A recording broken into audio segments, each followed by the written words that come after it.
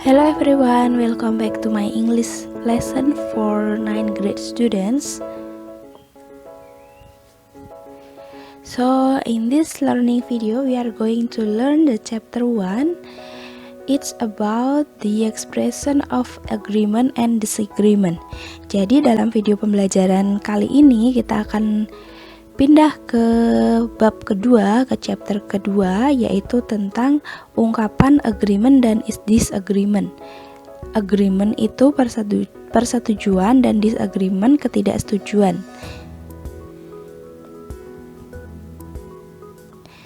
We will learn to give suggestion to do or to not do something, to invite someone to do or to not do something, and to say agree and disagree with suggestion and invitation. Jadi dalam pembelajaran kali ini selain mempelajari tentang agreement dan disagreement, kita juga akan mempelajari mengenai to give suggestion. Suggestion itu saran, untuk memberikan saran untuk melakukan sesuatu, or to not do something, atau tidak melakukan sesuatu. Kemudian kita juga akan mempelajari to invite, untuk mengundang seseorang, to do, untuk melakukan atau untuk tidak melakukan sesuatu, dan to say agree, atau untuk menyatakan setuju, and disagree, dan tidak setuju dengan saran atau undangan dari orang lain. Invitation di sini yang dimaksud di bab kedua ini bukan invite someone in a occasion, bukan mengundang seseorang dalam sebuah acara atau pesta, tapi mengundang seseorang untuk melakukan sesuatu, untuk melakukan suatu hal. Jadi perlu digarisbawahi, bukan mengundang seseorang untuk ke suatu acara atau pesta, tapi mengundang seseorang untuk melakukan sesuatu. Sebelum kita mulai pembahasannya, mari disimak video mengenai ungkapan agreement dan disagreement. Disimak baik-baik dan jangan lupa dicari contoh ungkapan agreement dan disagreement yang ada dalam video tersebut. Listen to the dialogue. What are we going to do this semester? What if we create a charity program? That's a good idea. What can we do? How about holding a charity concert? We'll hold a concert to raise money for the charity program. I don't think that's a good idea. It will take a long time and it is tiring. Why don't we collect things for the orphans? That's a good idea. I agree with you. Nah, dalam video tadi, ini video percakapan 3 orang siswa, yaitu Atika, Johan, dan Binsar. Mereka sedang mendiskusikan mengenai program for the Students Organization atau OSIS dalam semester ini. Dalam video tersebut juga mencakup beberapa contoh dari ungkapan giving suggestion, memberikan pendapat, kemudian menanggapinya dengan agreement dan disagreement. Untuk contohnya akan kita bahas apa saja contoh-contoh kalimatnya.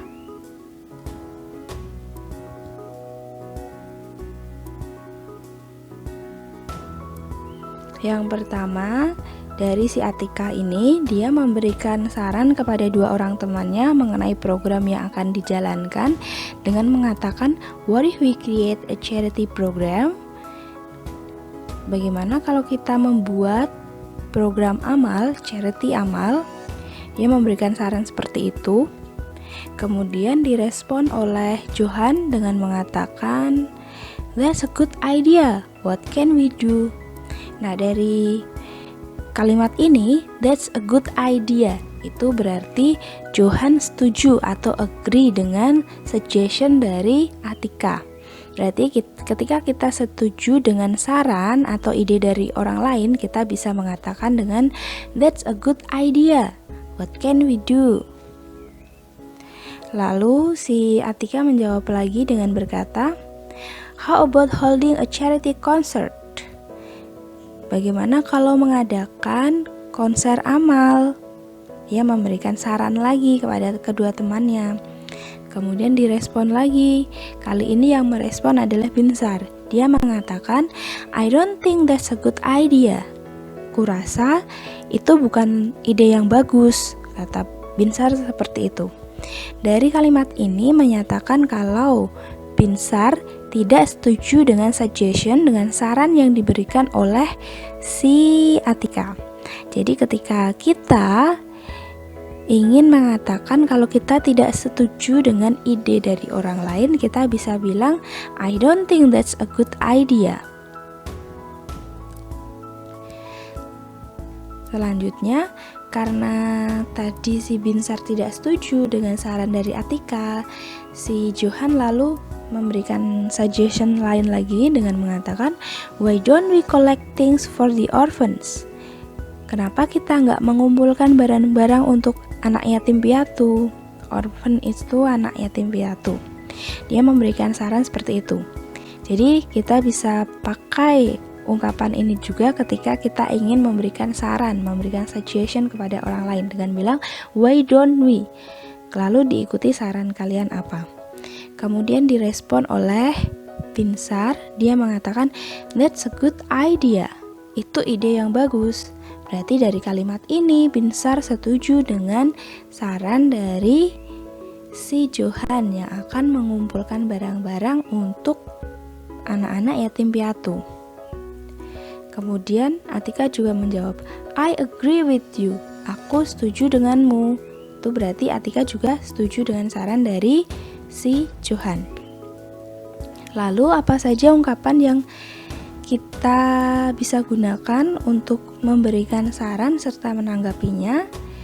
Mari kita simak beberapa contoh ungkapan lain yang bisa kita gunakan juga.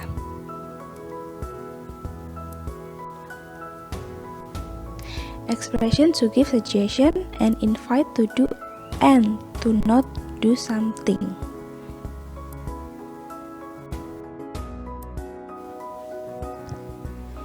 Nah, berikut ini adalah ungkapan yang bisa kita gunakan ketika kita ingin memberikan pendapat kita, memberikan saran kita untuk orang lain. Yang pertama ada, what if we create a charity program? What if, kemudian followed by, diikuti dengan ide yang akan kita sampaikan.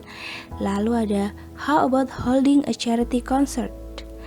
Ini hampir sama dengan what if tadi, how about, kemudian diikuti dengan saran atau ide yang ingin kita sampaikan kepada orang lain. Kemudian ada, why don't we collect things for orphans? Why don't we collect things for orphans? Kenapa kita tidak mengumpulkan barang-barang untuk anak yatim piatu? Kemudian kita juga bisa menggunakan ungkapan should. We should have enough exercise to be healthy. Kita seharusnya melakukan cukup olahraga agar menjadi sehat, healthy, sehat. Lalu bisa juga, I think everybody should bring lunch to school. Aku rasa semua orang seharusnya membawa makan siang ke sekolah. Kemudian, what about making a wall magazine? Bagaimana kalau membuat majalah dinding? Nah, untuk contoh sebelumnya, kita menggunakan modal should. Memang modal should ini yang paling sering digunakan ketika kita ingin memberikan suggestion atau saran kepada orang lain. Jadi itu merupakan basic expression, ungkapan dasar yang biasa digunakan orang-orang ketika ingin memberikan saran kepada orang lain. Selanjutnya kita bahas mengenai struktur dari contoh kalimat untuk memberikan saran yang sudah kita bahas sebelumnya.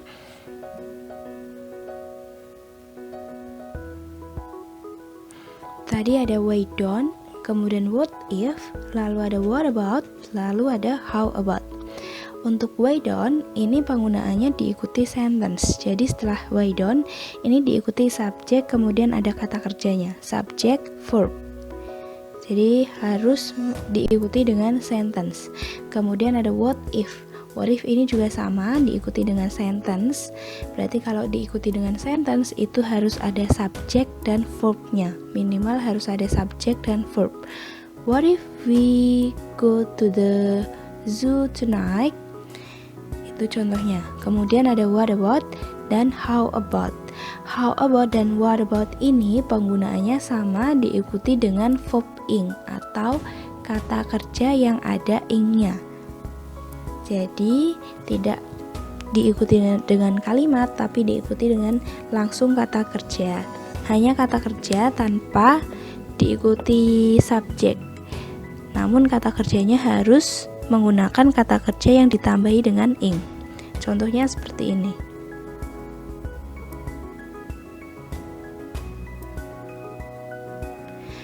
Ada why don't we have a student basketball competition? Kenapa kita tidak mengadakan kompetisi bola basket untuk para siswa? Kemudian what if we hold a wall magazine competition? Bagaimana kalau kita mengadakan lomba majalah dinding? Nah, dari dua contoh ini, why don't dan what if, ini diikuti dengan subjek dan verb. Subjeknya yaitu we, kemudian verbnya have, itu yang why don't. Lalu untuk what if, subjeknya yaitu we, lalu verbnya hold. Ingat, untuk why don't dan what if ini diikuti dengan sentence. Jadi harus ada subjek dan verbnya, minimal itu. Kemudian penggunaan what about dan how about. Seperti yang sudah disampaikan bahwa what about dan how about ini diikuti dengan verb ing tanpa perlu ada subjek. Jadi langsung diikuti dengan kata kerja yang ditambah dengan ing. Contohnya, what about making a short movie? Kemudian, how about inviting Atikah dan Tineke to join us? Jadi langsung diikuti dengan verb ing tanpa perlu ada subjek. Itu untuk contoh dari struktur kalimat yang kita gunakan untuk give suggestion, memberikan saran. Selanjutnya kita akan membahas mengenai how to respond. How to respond a suggestion, how to respond an idea. Pertama, to agree with an idea, untuk setuju dengan sebuah ide. Kita membahas mengenai persetujuan dulu, yaitu ketika kita setuju terhadap ide yang diberikan kepada orang lain, ide atau saran yang diberikan kepada orang lain. Ada yes, I agree. Ini common expression, ungkapan umum yang biasa digunakan, yaitu yes, I agree. Basic expression, ungkapan dasar banget yang biasa memang kita gunakan ketika kita setuju dengan pendapat orang lain, dengan ide atau saran dari orang lain, dengan mengatakan yes, I agree. Lalu ada I agree with you. Kemudian that's a good idea. Lalu ada I couldn't agree more. Kemudian you're right. Ini beberapa contoh ungkapan yang bisa kita gunakan ketika kita setuju dengan saran atau ide dari orang lain. Kemudian kita bahas to disagree with an idea, ketika kita tidak setuju dengan ide dari orang lain.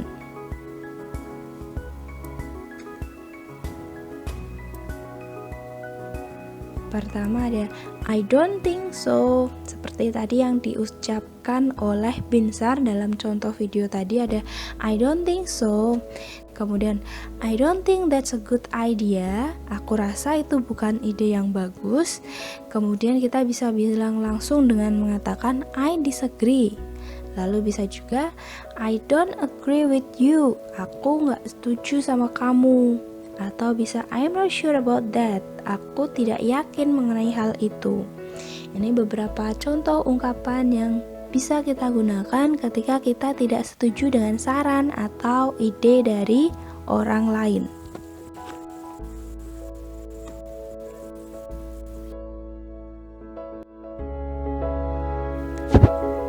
Itu saja untuk penjelasan materi di chapter 2 ini mengenai agreement dan disagreement. Jangan lupa dicatat dan dipelajari. Sampai jumpa di pembelajaran selanjutnya. Terima kasih. Goodbye.